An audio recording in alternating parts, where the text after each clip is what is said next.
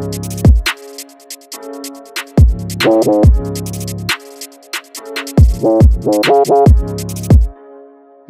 you ever read a story and it's just like, what in the actual F did I just read? Well, that's what today's story is about. Welcome to the Rage Desk, aka the Minority Power Hour, as a friend likes to call it. But this story we're about to get into today is triggering on so many levels. If you're easily disturbed and uneasy after just switching off, now I'll hold on for a second. All right, let's go. Let's continue. Now, today's WTF comes out of Polk County, Florida. Now, does anything good come out of Polk County, Florida? Well, I Googled it and I didn't find much. Now, today, according to polkcounty.net, so it may be a little biased, Polk County is allegedly a leading contributor to Florida's economy and politics. Citrus, cattle, agriculture, I guess citrus could have fell under agriculture, but whatever, and the phosphate industry play vital roles in the local economy, along with a supposed increase in tourist revenue. Now, who the hell is touristing in Polk County? And before you jump on me, I know touristing is not a word, so back the heck off, but you get my point. Who is coming to Polk County for tourism? Whatever. Anyway, today's story has nothing to do with any of that. I just wanted to provide some context as to Polk County. I have never been to Polk County. What? What's there to go to Polk County for? After reading this story, though, I'm sure all of you will be trampling each other to book a ticket to the Polk. A man and a woman in Polk County were arrested earlier this month after their 3-year-old child was found in bone-chilling condition.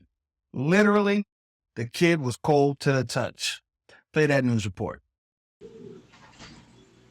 Sheriff Grady Judd says he has never seen anything like what happened to a toddler in Bartow. His parents, the sheriff says, left him to die in his bed. And News Channel 8's Polk County Bureau reporter Stacy DeSilva joins us live from Winter Haven with the tragic details. Stacy and Josh, a mom and dad are facing aggravated manslaughter of a child charges related to the death of their 3-year-old son. It's a case the sheriff says is one of the most horrifying he's seen. This child was rotting in the bed. Polk County Sheriff Grady Judd, known for his one-liners, had no jokes Friday. You need to know in the real world, when people don't do what's right, really, really, really bad things happen. The sheriff says it all started when Takesha Williams and Ephraim Allen's 10-month-old baby boy nearly drowned in July 2020. He lost all brain activity. Rather than remove life support as the doctor recommended, the sheriff says the boy was sent home with a permanent ventilator and a feeding tube. A home health aide took care of him 3 times a week at Azalea Gardens Apartments in Bartow. As of last October, the parents began to reject the home health care. On May 12th, first responders were called to the apartment to find the toddler cold to the touch. According to the sheriff, hospital personnel discovered ulcers deep into the muscle and organ deterioration. I've seen some really bad stuff in my career. I have never seen anything like this. The child was pronounced dead at the hospital. According to the sheriff, the parents said that they did not contact help. They did not seek help for the boy's condition because they did not want to lose custody of their other children. I have reached out to both of their attorneys for comment and have not yet heard back. Reporting live in Polk County, I'm Stacy DeSilva, 8 on your side. So yes, according to local 10 Orlando news partner WKMG, first responders said upon arrival, they found the 3-year-old connected to a ventilator, though the boy didn't have a pulse. He was taken to the hospital where he later died despite several life-saving measures, according to law enforcement. Now, first red flag when reading this story was that the little boy was hooked up to a ventilator. 3 years old, hooked up to a ventilator. I'm not a doctor or anything to do with medical field. I just spent the last several years providing IT support for the healthcare industry, as well as owning a home health agency. But for a 3-year-old to be on a ventilator, it seems like that's some pretty heavy-duty stuff. And the child would have to have been better suited in a children's hospital, but I digress. As the story goes on, you see how and why the boy was at home, as well as a series of brain-dead decisions, no pun intended, on behalf of the boy's parents. Now, the boy was found with large tears on his butt to the point his colon was visible. It gets even worse. The kid's stomach was extremely bloated and green. He had open sores all over his body. Clear signs of child neglect, right? I mean, don't you think? But how did we even get to this point? As you heard, it was discovered that the little boy was involved in a near drowning back in 2020 at a vacation home.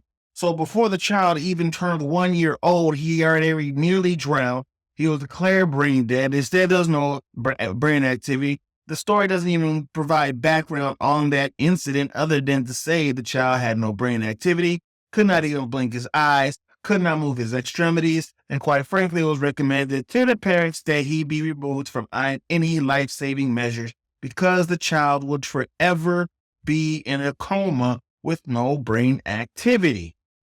But parents always know better than doctors. Parents said, nah, we're going to keep him alive in this vegetable state using a ventilator and a stomach tube. The child, mentally, spiritually, soulfully, isn't there. He can't move, he can't talk, he can't communicate, he can't develop at all, and is in a permanent coma, and your decision is to let him continue in this state for the next 3 years. What kind of quality of life is that?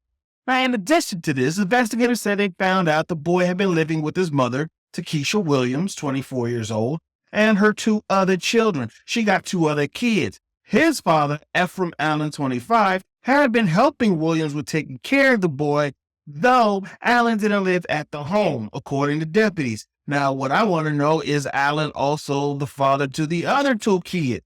That could play, that's something we should consider, something to think about. Now, here's why things become even more callous as we keep going on with this freaking story.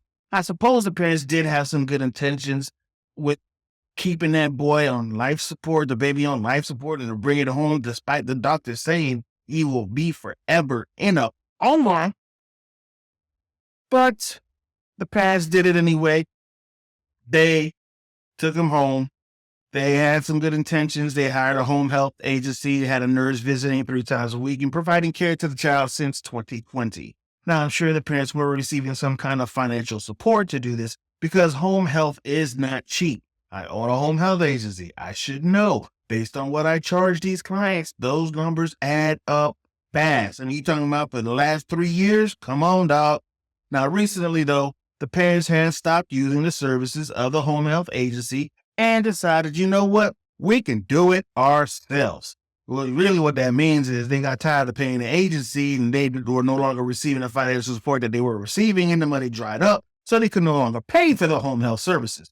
But I mean, they honestly should have been receiving that financial support anyway because it went against the doctor's wishes and kept the kid alive regardless. I digress again. Now, court records say the parents noticed the large open sores on the boy at least a month prior to his death, but said nothing to no one because they were afraid of the state would come in and take their other kids. Now, there are a few more details in the article. I'll post the article in the description, but let me leave you with what the sheriff said. As you heard in the video, he said, I've seen some truly horrific events in my long law enforcement career, but I have never ever seen anything as sad, as bone-chilling, as sickening as what this baby suffered before finally perishing from the despicable acts of these 2 criminals. That's harsh. Criminals, neglectful parents, okay. Criminals, I guess because by the letter of the law, neglect is crime, so therefore 2 + 2 = 4. You're a neglectful parent, you're a criminal. But so, whatever. The parents were arrested on charges of negligent child abuse, causing great harm, but the charges were upgraded on Wednesday to aggravated manslaughter of a child. Model freaking parents. Model freaking parents. You can look at that picture and come to any conclusion you want. This is social media. We know what kind of toxic cesspool it can be. But let's be clear, this is not a white thing. This is not a black thing. I mean, it's not about race. Back in March, a white couple was arrested for claiming their 16-year-old son ran away when come to find out the Arizona parents were abusing the kids in the home and ended up discarding his body after killing him. So again, this is not a white or black thing. This is a some people aren't fit to be parents thing. And you know how there is a lot of flack that comes from single parent homes. In both of these instances, more so in the Arizona story than in the Polk County story, the father or male figure was present. Needless to say, everybody's shit stinks. You shouldn't judge a collective on the actions of a few bad apples. In the case of Takesha and Ephraim, you could have avoided all of this 3 years ago just by listening to the hospital officials when they told you to pull the damn plug. Raising kids properly is a serious commitment, requiring lots of sacrifice. Raising a vegetable is more than just watering the ground. It takes a considerable amount of more sacrifice and commitment than you are willing and ready to give. You can't have a life. You can't have a date. You can't have anything when you're taking care of someone that's going to be permanently in a coma. And what was going to be the plan anyway? You weren't going to be able to send him to school, permanent coma. You weren't going to be able to do what were you going to do if and when he turned 18? He's still an immovable, mute, bedridden, and soulless person in a permanent coma. Are you going to kick him out and tell him to go get a job at 18 and pay for his own ventilator? I don't get it. What was the long-term plan here, folks? What was the long-term plan? We're just going to keep this thing alive here or what? We're going to make it a science experiment? I mean, get the fuck out of here. What was the long-term plan? But I digress again. Like I said at the beginning, this is one of those stories where they just make you say, what in the actual, you know? And I feel real sorry for the baby, the little boy. Quite frankly, that boy should not have even made it to 3 years old. Just an immovable, mute little thing, just stuck on a ventilator that's pushing air into his chest, and a freaking stomach tube that's putting food in his belly. But other than that, it's nothing. That's ridiculous. You know what? Criminals. Damn right. Criminals. I'm out.